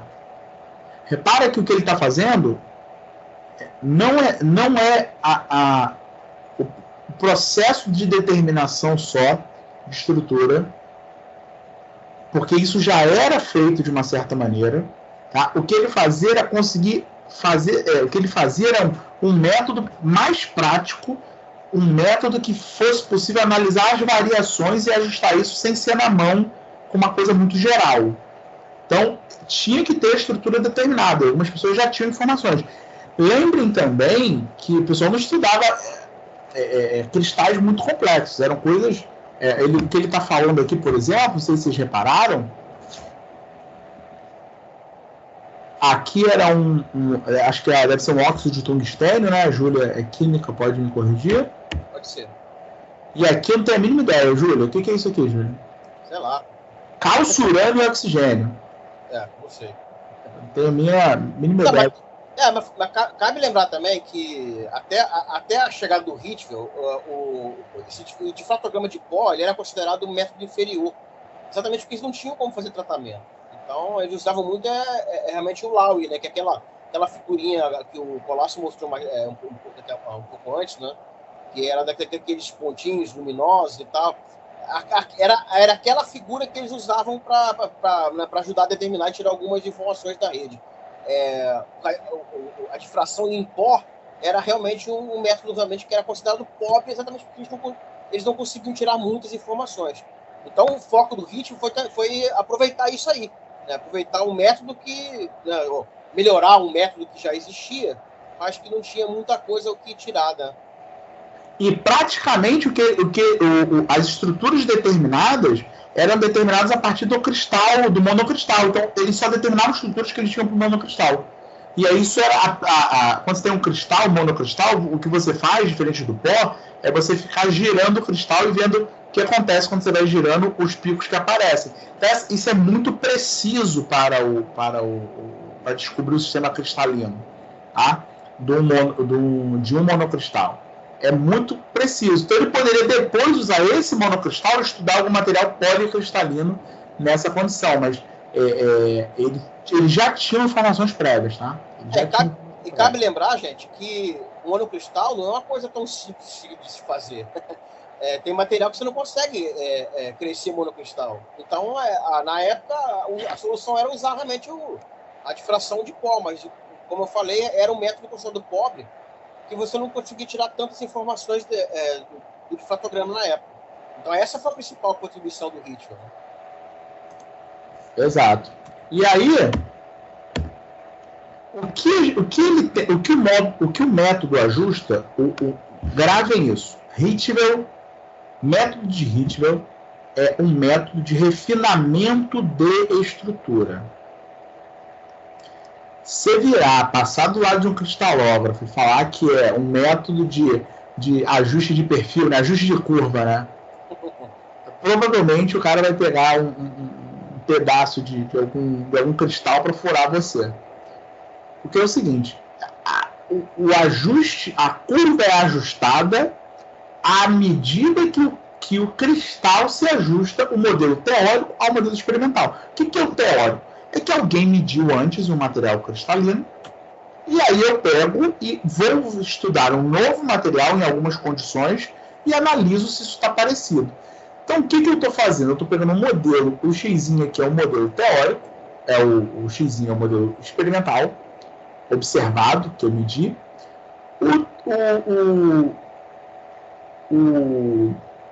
A linha vermelha, o modelo teórico, baseado naquele cristal que eu mostrei para vocês na figura no Mercury, que já está resolvido. Eu tenho um background. O background é aquela linha que pode ser informação de ruído do equipamento, alguns outros fatores. E o que eu tenho aqui é a posição do pico de Bragg. É importante eu ver se é a posição do pico do material que eu estou estudando, que eu supus que era um outro, se os picos aparecem na mesma posição. Só que para você ajustar, então, a intensidade, você precisa que a intensidade seja alta no teórico, no momento que no experimental exatamente se está coincidindo o pico aqui, o centro aqui, esse tiquezinho rosa aqui, ó, ele estava coincidindo com esse material. E o que eu vou ajustar disso? Eu preciso ajustar o seguinte. Eu preciso saber se o ABC é igual, se a posição dos átomos na rede é igual, são iguais. E aí, o que eu estou ajustando, na verdade, gente, é uma função que é bem simples, né, Júlio? Simples para você. Que é o seguinte: material absorve ou não raio-x muito? Isso interfere na intensidade do pico. Fator de escala. O Júlio vai refinando isso devagar com vocês vão perceber. Fator de escala eu medi meu experimento com 20 horas. Aí eu descrevo lá as coisas. O Júlio pega lá o perfil e vai refinar, vai ajustar. E aí ele refina, faz uma medida com 1 hora. Existe um problema aí na escala. Então a gente ajusta isso para exatamente corrigir as intensidades todas por igual. Multiplicidade da reflexão. Isso é interessante, que eu acabei não falando quando falava de índice de Miller, mas quando você tem um cubo perfeito, imagina que eu tenho um cubo, gente, com as 4 arestas bonitinhas. Se eu giro 90 graus em qualquer uma das direções, um cubo perfeito, eu consigo diferenciar as faces? Eu consigo diferenciar as faces? Não, né? Então, o que acontece? Porque os índices de Miller vai ser o mesmo para aquela região. Então, o 100 num cubo perfeito. O 100 vai estar em cima do 010, que vai estar em cima do 001. Então, vai todo mundo bater em cima da mesma posição de ângulo. O que acontece? A intensidade do pico fica maior, não porque a densidade eletrônica é alta, mas porque eu tenho várias simetrias para aquele mesmo ponto. Então, é multiplicidade do pico. Isso é um fator que... Mas quando você já coloca qual é o teu sistema cristalino, o programa já sabe isso. Polarização. Se o seu feixe é totalmente polarizado ou nada polarizado, isso influencia, tá? Fator de estrutura, que a gente falou lá, é um dos mais importantes, mas repara que não é só ele, né? A intensidade, o Y aqui, o ponto Y, depende só disso. Não, tem um monte de coisa. Perfil do pico para ajustar, a gente procura funções. Repara que tem muita coisa que a gente vai falando que não é nem informação da amostra ainda. Fator de estrutura é a informação da amostra. Mas coeficiente de absorção, que era o primeiro, é fator da amostra, mas outros não são. Multiplicidade é fator da amostra, mas outros não são da amostra. Polarização não é do feixe. Perfil de pico é muito do instrumento que a gente está envolvido. Tá? Simetria de pico também muito do instrumento. Orientação preferencial. Aí tem uma parte que é do material, ou seja, supõe o seguinte: você tem um material e ele é muito sensível a campo elétrico, a se orientar num campo elétrico, num campo magnético. Então, provavelmente, alguma daquelas direções, quando eu faço o pó, eu quero que o material esteja aleatoriamente distribuído. Se eu passo um campo elétrico, um campo magnético ali, por exemplo, se eu estou pensando numa condição externa, tem material que se orienta naturalmente, tá? Ele pode criar uma direção preferencial, não quer dizer que ele está todo orientado ali. Ele pode tender a ter mais cristalzinhos ali dentro do pó orientado nessa direção. Isso aí influencia na intensidade dos picos. Deslocamento atômico está relacionado com a vibração dos átomos na rede. Tá? O átomo não fica parado. Aquele ponto lá da rede não fica parado. Ele pode se mover, como eu falei, pode se mover isotropicamente, ou seja, em todas as direções, mas ele pode se mover anisotropicamente. Também são casos raros, não é? Vou sempre pensar que o anisotrópico é o normal. Não, em geral, isotropicamente ele resolve. Então, o átomo se movendo, ele pode interferir na intensidade do pico. E o background. Então, o que você está tentando no método Richdale é que o seu modelo teórico da molécula, eu refine aquele modelo inicial para ele chegar na minha estrutura que eu estou analisando.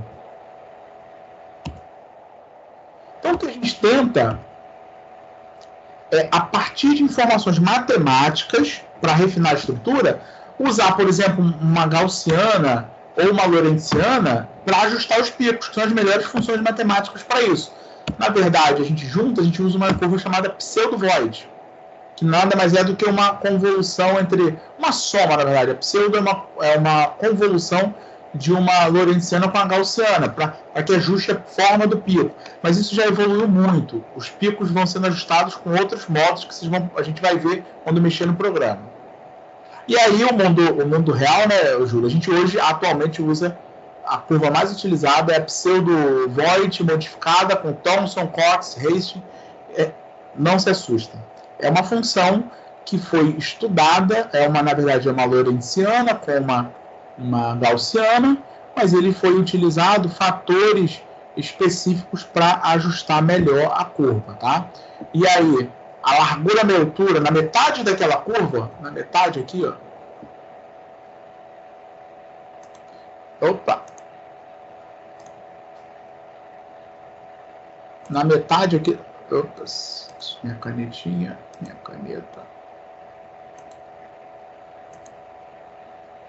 O que a gente tenta fazer é achar aqui, ó. Suponha isso aqui está na metade da altura dele, ó, do pico. O que a gente tenta é achar uma função que, junto com essa informação aqui, que está aqui, ó, o sigma, a gente conseguiu descrever bem essa curva. Então, na verdade, que a largura meia altura de uma função Lorentz com uma função Gauss, também. Vocês vão ter tempo, vocês depois do curso vão ter que, se quiserem entender isso, destrinchar o que essas informações, o que essas coisas te dão de informação. Por quê? Porque tem um livro para isso chamado Método de Ritva. É um livro do Yang. O Yang, se eu não estou enganado, trabalhou com Ritva. Ele juntou textos muito bons e ele vai explicando o passo a passo. Esse passo a passo aqui, para fazer o refinamento, já também não é uma regra fechada, tem um contexto de época, mas é um método muito bom para quem está começando.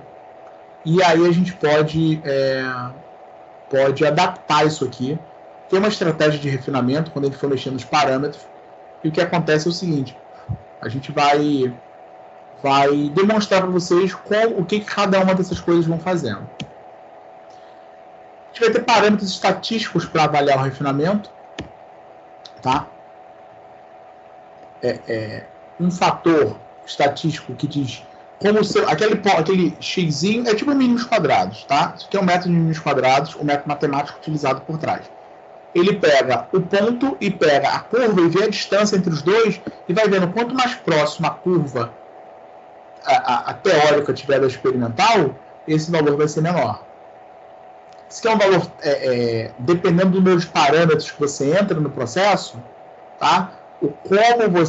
Como você tem um valor esperado para o R. Esse aqui é um fator que ajusta as intensidades. Quanto menor, não todos os pontos do gráfico, mas todas as intensidades do gráfico estejam ajustadas, você vai ter um fator melhor aqui.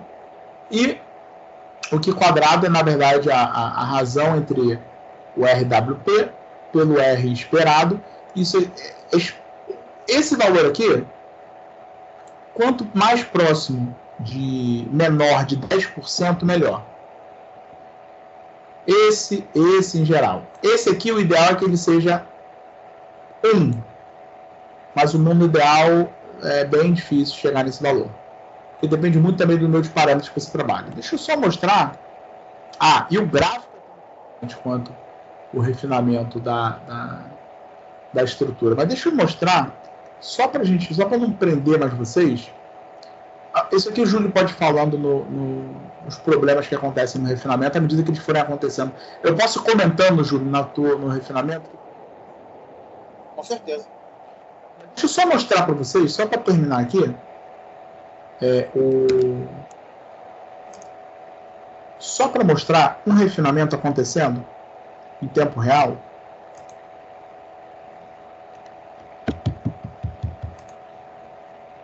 Deixa eu pegar aqui.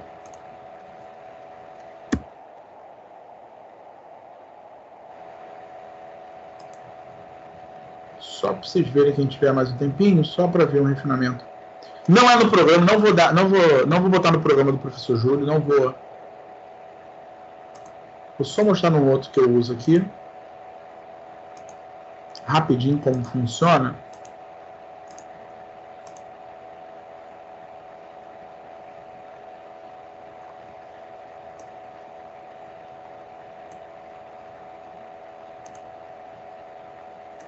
Um segundinho.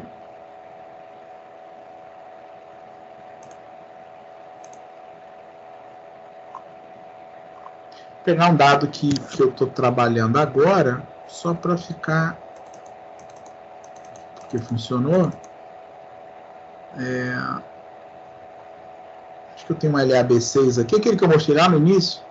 Acho que eu tenho ele.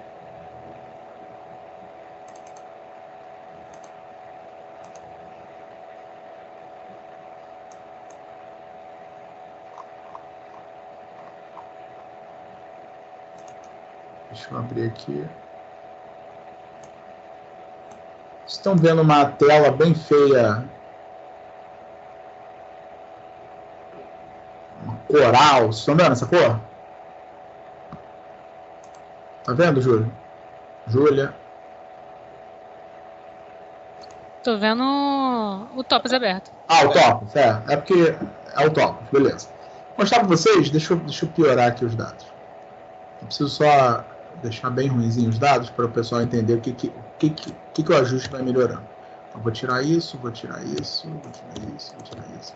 Eu sei para os alunos, aqui tá travado, tá só a tela do Topos, mas não tem. Então eu vou botar para rodar, Eu quero que eles entendam o que está acontecendo. Então é o seguinte, ó, eu vou botar para rodar aqui. Eu só quero que dê problema. Não quero que comece bonito, não. Pô, sacanagem, cara.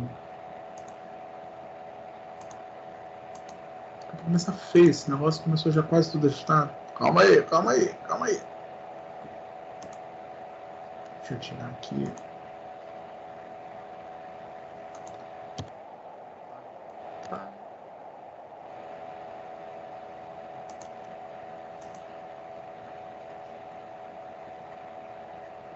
Então, gente, a gente começa a gerar um refinamento, você começa tendo um monte de problema. Aqui é o fator.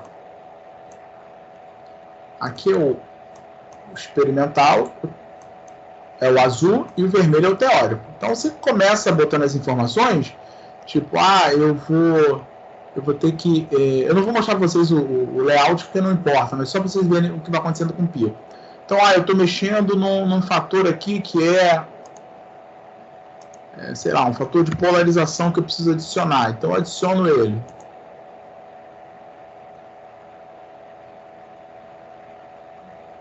Não é só isso. Eu preciso do background, a linha de base.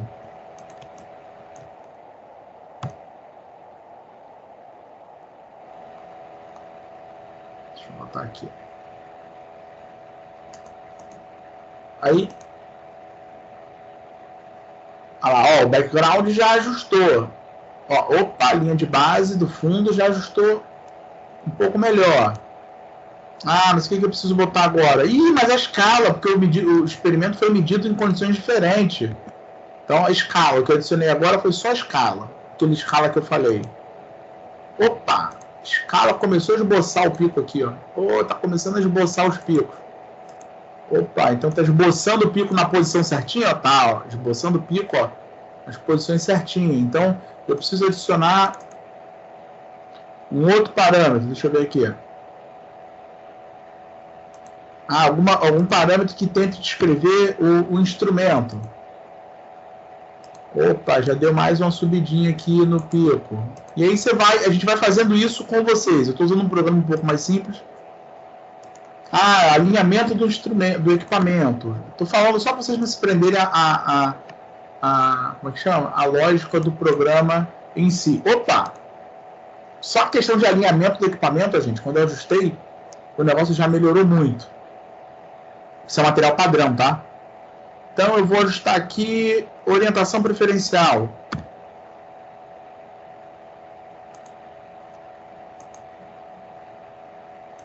Lá, ó. O pico tá lá, tem seus problemas. Mas, na média, quando você olha macro negócio, você tem lá o teórico perto do experimental, alguns picos menos intensos, tá? E aí a gente vai tentando mexer nos parâmetros da caixinha lá. A caixinha. Isso aqui é um material padrão que eu meço e vou tentando ajustar. Lá, caixinha, mexi, subir um pouquinho mais. Então, o que a gente vai fazendo é isso, é tentando, por esse método, ajustar a intensidade, posição e tudo mais. O que a gente precisa... Só que existem N programas que vão possibilitar a gente fazer isso. Só que a gente tem que escolher um e a gente escolheu o Full Prof, que é para começar, o programa mais amigável para fazer isso. Por isso que a gente precisa... Só mostrar um último passo aqui. Então, cheguei lá num ajuste razoável. Os picos estão ajustados e tudo mais. Isso aqui é um material padrão. A gente deve fazer eles com outro programa com vocês. Só para vocês entenderem que cada fator vai influenciando e que isso aqui a gente está fazendo para amostra padrão. Se você quiser isso para amostra real direto, sem analisar uma padrão, você não sabe o que está influenciando na tua amostra. Então é importante a gente ter ideia das informações. E aí, só para compartilhar com vocês os parâmetros estatísticos que a gente vai falando.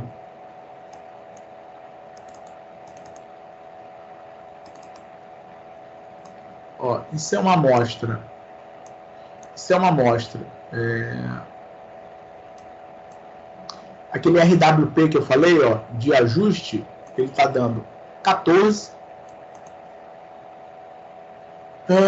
O R esperado deu 11. Aí eu falei, pô, mas isso aqui é para dar próximo de 1, que é o Q quadrado. Pô, mas não deu, isso aqui era melhor dar abaixo de 10%. Mas o que acontece? A gente vai olhando como o ajuste está a imagem também. Então, quando aqui dá 14%, quer dizer o seguinte, que 86%, é 100 menos isso, 86% dos pontos estão muito bem ajustados. Mas com essa resolução que eu tinha, era muito difícil eu chegar, o máximo que eu chegaria era 11%, com o número de parâmetros e tudo mais. Então, aqui está próximo de 1, então está um fator bom. E aí tem aqui o... Não se atentem ao código, cadê meu RBRAG? E 95%, que é o RBRAG, aquele que eu citei, dos picos está com uma intensidade ajustada. As intensidades estão muito bem ajustadas. Então, isso é suficiente para a gente falar assim, pô, esse refinamento aqui está com um fator... existe valor padrão? Não, gente, não existe. É muita experiência da gente olhar e tomar razoável, tanto a parte gráfica quanto os valores estatísticos. É o que a gente vai tentar passar para vocês. Eu acho que agora eu já passei muito do tempo, mas é porque essa aula introdutória é importante vocês saberem o que a gente está falando. Júlio, a gente tem que pedir para eles instalarem o programa, né? Se eles conseguirem já baixar, já vai ser um abraço, Carlos, mas a gente já terminando também. Se vocês conseguirem baixar o Full Prof, a gente começa amanhã fazendo isso também, né, Júlio? Mas se já conseguisse hoje, já não adianta, né?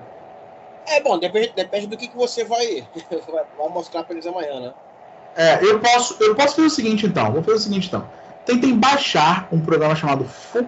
a gente vai botar o link lá, ou a gente bota o nome, bota a página logo aqui? Melhor botar a página logo aqui, né? Eu tô catando aqui a página, né? Deixa eu ver se vai abrir rápido aqui. Eu acho que tem gente que já saiu. Seria legal colocar no Google Classroom. Boa. Tá, mas a pessoa pode até voltar aqui, que esse chat vai ser o mesmo de amanhã, então ele vai ver isso aqui também, tá? Isso aqui vai ficar salvo. Não sabia. Vai ser o mesmo de amanhã, então vai ficar... Mas a gente pode botar lá também, não tem problema nenhum. Vou botar aqui, para quem quiser. Já tá aí, já. Ah, tu botou? Ah, beleza. Então vocês tentem baixar a versão do computador de vocês, para que a gente amanhã perca tempo só resolvendo um probleminha ou outro. Mas não perca muito tempo na instalação. Então você vem aqui, ó, no Full Prof, vou deixar gravado, né? Vai ficar gravado no Full Prof. Aí você vai vir em Download e vai pegar a versão pro seu computador que mais adequa. Opa, na verdade aqui, né? os mais novos. Pode pegar a versão antiga também, se achar melhor, mais leve. Mas a ideia é que baixe para que a gente amanhã consiga rodar pelo menos o início tranquilo, para que a gente consiga extrair o máximo de informações o mais rápido. Se a gente resolve, já chega adiantado amanhã, eu já consigo mostrar coisas do que eu falei hoje já no programa, para que depois o Júlio vá para os tutoriais diretamente. Eu ganho um tempo com isso, termino um pouco de teoria agora com o programa. Então acho que vocês podiam ir baixando, tentando baixar pelo menos. Beleza? Todo mundo aí tá... Eu não sei quanto eu perdi aqui, quantas pessoas estão. Tem bastante gente na chamada ainda. Avisa para os colegas, pessoal, para ir tentando baixar o programa. E aí a gente vai amanhã no início, eu já começo falando sobre o programa e mostrando para vocês. E tentando resolver o problema de instalação que alguém tenha. Tá bom? Pode ser assim? Fechado? Então tentem baixar, usem isso, e qualquer coisa vocês botem, acho que esse chat aqui continua aberto, a gente pode ir tentando resolver qualquer dúvida. Basicamente, não tem muito mistério, né, Júlio? Eu não lembro, tem tanto tempo que eu não instalo, mas tem muita versão, gente. Tem muita versão. É tranquilo. É muito simples. A instalação é bem padrão Windows mesmo, é só ir acompanhando lá. Até no Mac que eu tinha era um pouco mais complicado, mas também funcionava bem. Então não tem muito estresse, não. Tá bom? Então, gente, desculpa a demora, passado o tempo. Obrigado pela atenção. Esse conjuntinho de informações que a gente deu, depois vocês vão vendo lá dentro do material onde que isso está colocado, o fator de estrutura, onde influencia o ABC, o índice de milha, vocês vão vendo devagarinho. Mas é porque é muita informação mesmo, a gente está tentando dar um resumão para que vocês comecem a mexer com o método de Hitchell, tá bom? Você é o cara que mais sabe método de Hitchell na UERJ, que é o Júlio, então aproveitem também. Mas amanhã ainda sou eu, depois eu fico de suporte do Júlio, tá bom, gente? Obrigado e a gente vai falando mais um pouquinho amanhã. Júlio, se quiser ficar aí, a gente troca uma ideia na chamada aqui. Pode ser. Deixa eu só comentar também, já que você está gravando isso aí. Eu não sou o cara que mais sabe, não, tá? Deixar bem claro para ficar essa mentira aí. Gente, eu vou parar a gravação aqui e aí a gente continua amanhã.